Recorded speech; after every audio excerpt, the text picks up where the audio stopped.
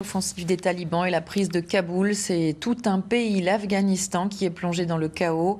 À des milliers de kilomètres, l'inquiétude et la peur grandissent pour les Afghans résidant en France, suspendus aux nouvelles de leur famille. Témoignage recueilli à Grenoble, en Isère, par Mariam Stiti et Yves Mariglo.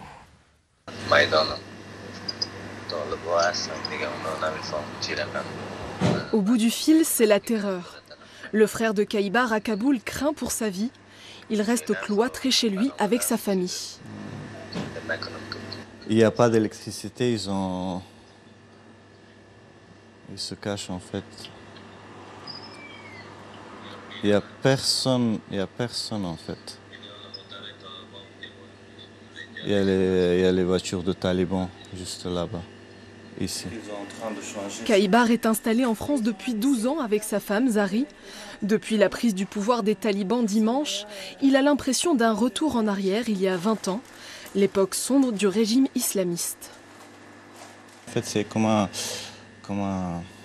cauchemar en fait. Pour moi, je crois pas, même ça fait 2 nuits que je dors pas. Encore sous le choc. On se réveille comme dans un nouveau monde en fait. Ce couple vient d'ouvrir une épicerie à Grenoble et il y a plusieurs semaines, il a observé plus de réfugiés dans le quartier.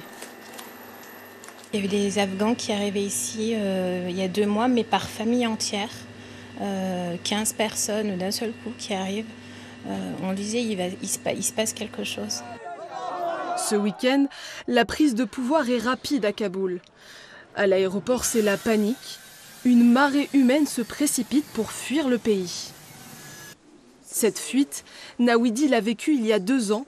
Menacé de mort, cet ingénieur a dû quitter son pays, un choix difficile, motivé par la peur. Quand on a nos amis, notre famille, nos rêves, une belle culture, un beau pays, quand on laisse tout derrière nous, c'est recommencer à zéro. Et recommencer à zéro, c'est vraiment, vraiment dur à 31 ans. Dans l'attente, ces Afghans à présent cherchent une issue pour leur famille et leur pays. Mais face aux derniers événements, il est bien difficile de garder espoir.